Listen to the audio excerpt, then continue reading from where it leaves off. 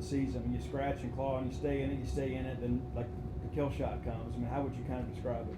A kill shot. I mean, it's been that way all year too, for the most part. We just haven't been good late in that bullpen, and it comes back to get you. And it's been tough. When sometimes you lose when you play good all game and then you lose it at the very end. It's demoralizing a little bit, and it just keeps feel like we're in repeat a little bit. What do you kind of say to your guys? I know you've talked about that you've got really high character guys in that dugout and locker room. What do you kind of say to them to keep their spirits high?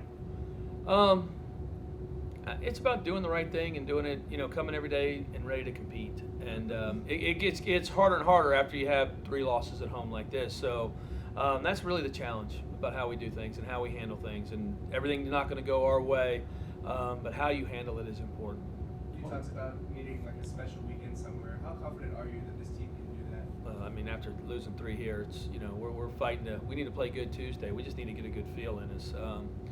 Right now, it's just we need to play good baseball for a day, and then you try to repeat it, and then you try to repeat it. But right now, I didn't think we were real good all weekend. We're close in some games, but we just don't do enough in any phase to really push ourselves away. That's why everything seems so tight. It's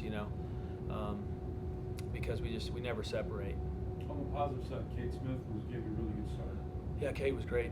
Really in the 5th, 6th, and 7th, I thought he really settled in. He's getting out of the gate sometimes, but there at the end, his stuff was really good against a really good lineup. Like I like their first 5 hitters as probably as much as anywhere in our league right now. They're pretty talented.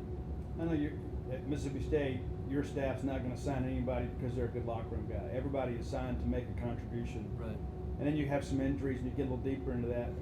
How difficult is that? I mean, to really push that guy, saying, "Hey, this is the standard," but maybe a guy is in a role maybe perhaps he's not quite ready for. Yeah, it's just I don't think right now everything that's happening to us, I don't think anybody's ready for it. It's one of those where in that locker room right now, it's tough. I mean, it's tough for those guys, and tough for some guys to have to step up in a different job. That when you lose somebody, it pushes everybody forward. And it puts everybody in a different spot. So there's been some adjustment to that. We probably haven't adjusted as well as we should.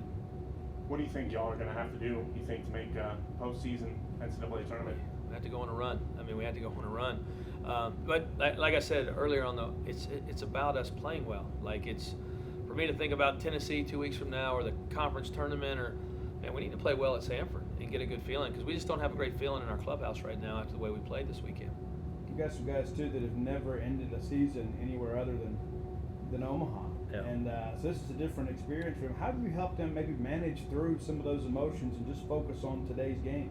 Well, that's been the message. I mean, that's the hard part. It's the same with us as coaches. I mean, we have, it's coming every day and being ready to go and being ready to compete. That's been our message. Just put everything behind us, and we have to win today. And I know it's very cliche, but it's very true for this ball club right now. We can't worry about what's happened Friday night or last week or 2 months ago. It's, we're down to about 8 or 9 ball games that we need to take care of.